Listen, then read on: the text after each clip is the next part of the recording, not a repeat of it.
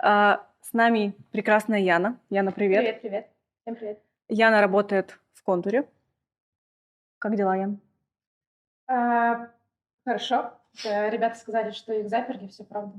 Тут сложно зайти, их не выпускают, только впускают сюда людей. И голые Вот. стены. И Кирпичные. голые стены кирпичные, на самом деле, все сидят в подвале. Ян, расскажи, что ты делаешь в «Контуре»? Я отвечаю за адаптацию, за корпоративную адаптацию в «Контуре». То есть я не отвечаю за план развития каждого сотрудника, условно, из 10 тысяч человек, естественно. Но я отвечаю за штуки, которые по всей компании происходят, когда приходит новичок в компанию. Например, он получает письмо от ящика Welcome Contour. Там: «Привет, дружок, с первым днем. Вот смотри, у нас есть классный лендинг, тут все про контур написано». Я отвечаю за сувенирку, за корпоративный мерч, который сотрудники получают тоже в первый день трудоустройства, и потом, когда испытательный срок прошли. Потом, что еще у меня есть немножечко аналитики, есть анкеты обратной связи, тоже как у них дела, спрашиваем через какое-то время.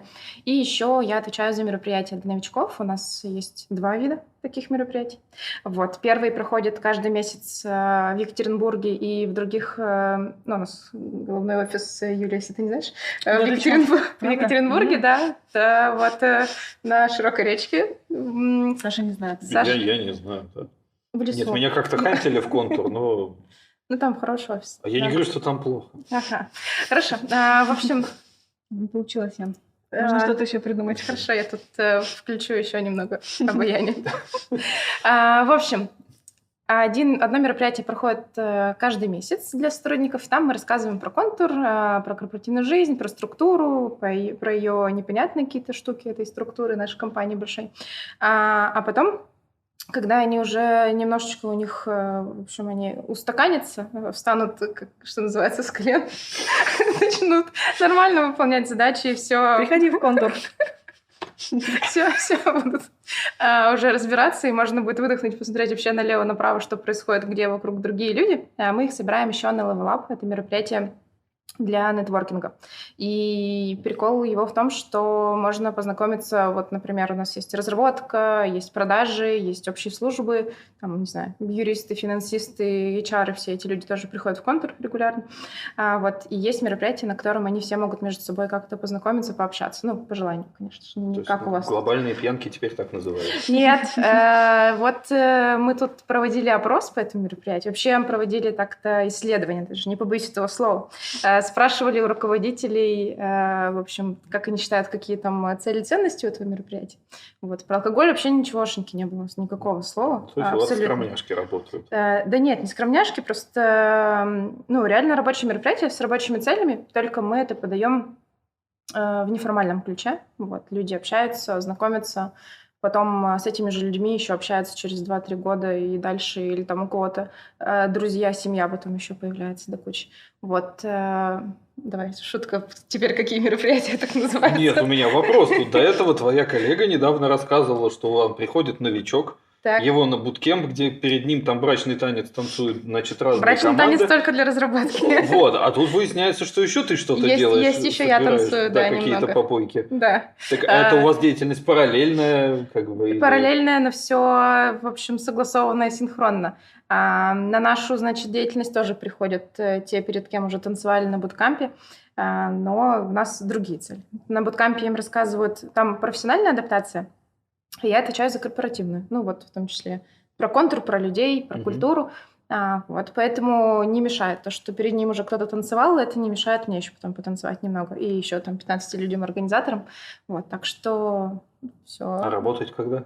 Так это моя работа. Нет, тем, вот перед кем танцуют. Слушай, они работают 3 месяца, потом ничего страшного, если они 4 часа попляшут, а потом дальше еще 10 лет и поработают. Вот. Или там до Нового года, до летнего праздника какого-нибудь. А расскажи, у тебя завтра доклад, про что будешь говорить? Буду рассказывать как раз про второе мероприятие. Это вот Level Up, который на нетворкинг, но буду рассказывать про его онлайн-формат. Пока была пандемия, мы, в общем, много чего перепробовали. И так как это мероприятие регулярное, то есть мы можем отслеживать динамику, как людям заходит, не заходит. Аудитория примерно одна и та же. Это каждый раз, как ни странно, новые сотрудники со стажем там 3-5 месяцев где-то. Вот, и нам очень удобно сравнивать, насколько этот эффект зашел. Вот. И квест, который был сделан онлайн с помощью аватаров. Спойлер, аватары — это просто люди с телефонами. Тут не вау-бюджеты. Контур не будет рассказывать сейчас про то, как мы пригоняли грузовики Матч ТВ, хотя такое тоже бывает на день компании и так далее. Тут кейс конкретный по небольшому мероприятию на 100 человек. Вот как мы делали онлайн, который всем зашел, и онлайн, который смог, по которому мы получили классную обратную связь. Ребята, это вообще то, что я хотел, или наоборот, никогда не верил, что онлайн работает, а тут, оказывается, реально можно познакомиться, пообщаться. Вот. Что, спойлерить? Не буду Да нет, спойлерить. просто есть же, знаешь, много кейсов, когда даже не кейсов, а обратной связи, что онлайн надоел, хочется встретиться офлайн, обняться. Ну, все так. Поэтому и хотим рассказать, как сделать так, чтобы обратная связь, это было круто, затмило, классно, но можно было бы и вживую. Вот, примерно так. Ну, такая у нас обратная связь по другим форматам была. Типа, все хорошо. Мы пробовали, например, какие-то мастер-классы онлайн тоже проводить, чтобы люди там пообщались, в группах поработали. Ну, не то чтобы это мастер-класс там, как нарезать капусту, там нормальный мастер-класс, там по мобильной фотосъемке, например, что-то, не знаю, про кино. Ну, в общем, темы прикольные, интересные, но вот что-то сидеть и слушать перед монитором люди, конечно же, устали за последние 2 года. Поэтому мы придумали, на самом деле не придумали, много кто такой формат делал, и я знаю агентства, которые за много денег делают такое с всякими GoPro-шками. В общем, у нас было то же самое, только на минималках. Ладно, мы не будем спойлерить. Завтра все приходите на доклад Яны, она все расскажет. А расскажи про Level Up, точнее, не про сам формат, а про какой-нибудь свой самый запоминающийся, крутой, классный, ты им довольна. Вы приглашали там Филиппа Киркорова, может? Да не приглашаем мы, конечно. Мы вообще сами это делаем мероприятие. Так, наверное, из интересного, наверное, из времен очных мероприятий. Так. Хотя что, тут недавно тоже у нас было очное. Давай сейчас про последний расскажу, который был на позапрошлой неделе. Что ж, в общем, мы собирали людей на открытом воздухе. У нас был квиз там были задания про контур, но они были тоже интересненькие и прикольные. То есть не то, чтобы там сопоставьте дату создания продукта с продуктом, например. Ну нет, такого не делаем. Хотя когда-то, 10 лет назад, Level Up с этого начинался. Вот. И, в общем, получается, был квиз по командам, были в этот раз мастер-классы под открытым небом, которые, под открытым небом прикольнее заходят, чем в онлайне. Мы позвали клевых чуваков, спикеров, которые у нас в городе известны, и в том числе из Контура были такие ребята.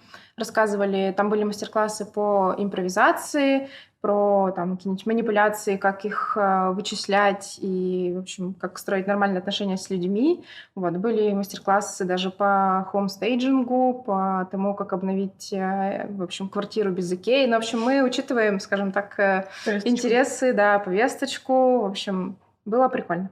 Вот. А потом, после этого, был вообще бонус-конфетка-пироженка. У нас есть ребята, которые выступают и поют.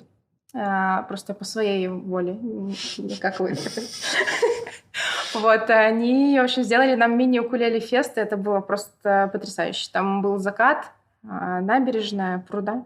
Ребятки, которые играют на укулеле, поют Валентина Стрыкало «Яхта Парус», и все сидят и вот так вот качаются, и это было вообще супер душевно, супер хорошо по-летнему. Слушай, если это для новичков такое развлечение, нету ли ревности тех, кто уже 10 лет как бы? Это вообще моя боль, потому что каждый раз, когда мы выпускаем какой-нибудь клевый мерч для новичков, смотрите, мы запустили новую коллекцию, все-таки классно-классно. И, конечно же, первые 5 комментариев классно-классно, следующие 500 комментариев, а где я 5 лет работаю в Контуре, мне вот не дали. Я тут 10 лет лямку тяну, а эти тут 3 дня работают и по укулеле песенки поют. Вы чё вообще?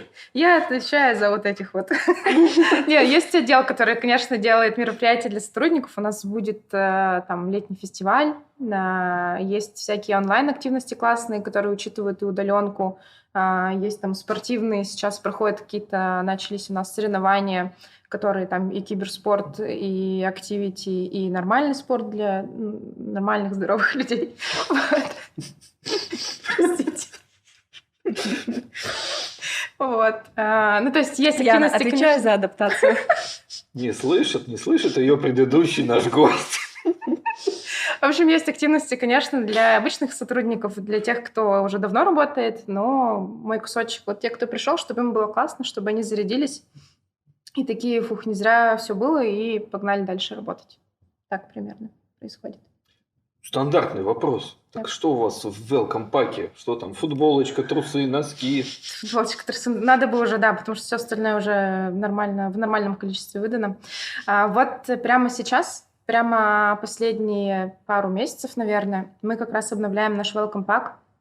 Умотались, конечно, вообще с текущими условиями. Все, что мы раньше заказывали, уже недоступно. Все наклейки почему-то вдруг стали, в общем, не та пленка, бумага стоит кучу денег, в общем, стикер-пак с наклеечками стоит дороже, чем блокнот. В общем, их цены какие-то вообще несуразные.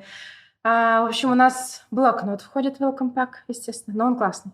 С одной стороны, у нас официальная буква К такая, стильная, черно-белая, а с другой стороны, он такой творческий, там, с цветными линиями. В общем, для разных людей мы всегда стараемся учитывать, в общем, разность предпочтений, потому что есть, например, центры продаж, которые у нас по городам по всей стране есть. Есть разработка, есть там техподдержка. В общем, все это надо учесть там от 18 лет до 50. И, в общем, это такое дело интересное. Вот, у нас сейчас есть стикер-пак. Мы тут придумали на обложке для пропуска писать. У нас был слоган такой, но он сейчас еще тоже актуален. «Делать красиво» — это... В общем, была рекламная кампания для соискателей, и мы решили ее продолжать, раз, наверное, эти люди ее где-то видели на баннерах, будем и внутри тоже транслировать. И, в общем, там на этом пропуске есть надпись «Делаю красиво», но мы поняли, что, естественно, не все делают красиво, кто-то просто звонит, кто-то просто ведет документооборот или что-то, но понятно, что это все непросто, это все делается там с душой и красиво по-своему. Вот, и мы придумали, что слово «делаю» можно заменять другими наклейками, то есть мы там собрали штурм из разных направлений, понасобирали классных фразочек, например, там «повышаю чек красиво», это для продаж, это смотрят IT-HR, я так понимаю, для продаж «повышаю чек», это у них такой термин. Есть там «объясняю красиво» для техподдержки, есть там «мой код» — это красиво, тут понятнее «двигаю пиксели» красиво. Вот, в общем... Для HR когда будет? Нанимаю красиво. Ну, слушайте, совсем всех мы не смогли учесть. Очень плохо. Есть для HR. Для HR мало сплю, но выгляжу красиво. Тоже есть такая наклеечка. Это не так. Ладно. Ладно, и эта наклеечка лично для меня в моей голове это было красиво. Вот вся эта концепция. Да нет, конечно.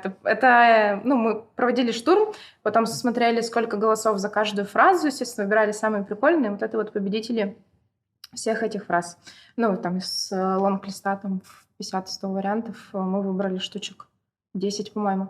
Вот. Ну и получается, люди эти наклейки могут просто либо на пропуск наклеить и как бы персонифицировать немножко себя тоже, ну, вот этот пропуск. То фотографии мало же, надо как-то еще добавить и имя, фамилия и табельного номера. Надо персонифицировать пропуск. Ну ладно, не у всех просто фотки на пропусках, в других городах может не быть. Вот. И сделали клевый еще мерч у нас, клевые кружки, клевые бутылки для воды, тоже стильные, все такие либо с большой буквой К, либо с такими расчеркнутыми линиями. В общем, выглядит очень стильно. Показывать вам могу показать, чатик сейчас открыт прям, но в камеру не буду, ничего не будет видно. Далеко сижу, потому что... Окей. Максимально логичный человек. А если человек не побывал на лапе, им можно потом прийти? Примерно через 5 лет, например. Вот. Еще руководители нам пишут. Мы когда... Это просто я, поэтому хотелось бы... Ты так ловко уворачивалась. В данный момент решить вопросик, да? Давно висит на повестке. Вообще, есть забавная история, как мы делаем рассылку по некоторым... Ну, там, окей, по разработке более-менее понятно, там, посвободнее, но, например, чтобы отпросить ребят из продаж, мы, конечно же, пишем руководителям предварительно, что, мол, так и так, там, через 2 недели будет левелап, можем звать, не можем вашего человека, все ли хорошо. Там бывает короче, какие-нибудь сомнения и так далее, потому что там более высокая текучка на испытательном сроке. Вот, иногда руководители говорят, я вообще-то сам бы не против, вот по нему сомнения, а я вот... Я готов. Я готов. Вот, ну ладно, шучу, да, это преувеличение. Вот, ну, в общем, пишут, конечно, и руководители, и те, кто был, но тут ничем не могу помочь, у нас все равно бюджет закладывается по трендам, если у нас планируется столько людей, мы примерно столько рассчитываем. Вот в редких исключениях мы... Очень жаль. Очень жаль, да. И иногда мы, да, переносим, если там какие-то объективные причины, там, не знаю, больничные или какие-то еще, отпуск, командировка и так далее, мы переносим тоже, зовем на следующий. Но там прикол в том, что ему уже будет менее актуально это мероприятие, все равно Ну да. оно проходит раз в квартал, то есть человек уже работает, например, там полгода, ну и уже, наверное, ему самому не очень прикольно, такой я уже Ну, в ненавижу, смысле, знаете. на укулеле поиграть-то, укулеле. что не прикольного? Ну, там, блин, там, познакомиться с людьми. Все такие еще зелененькие, как будто бы, а ты уже 6 месяцев работаешь. Ну, окей, на укулеле поиграл, выпил, поел. Да нет у Хорошо. нас алкоголя, нет алкоголя, А лимонады что, нет были. у вас алкоголя? Бар есть, вот. Но а алкоголя можно нет. алкоголя нет. Логика. Но в бар ты можешь сходить по собственной воле в любой день, поэтому это не привязано к мероприятию. И не тратится на это бюджеты. наши. Ян, спасибо, что пришла. У нас время закончилось. Да, ну, так резко Хотелось бы продолжить диалог, но, Но к сожалению... алкоголя нет. Да, На бар спасибо. есть. Ребят, мы уходим на перерыв на 5 минут.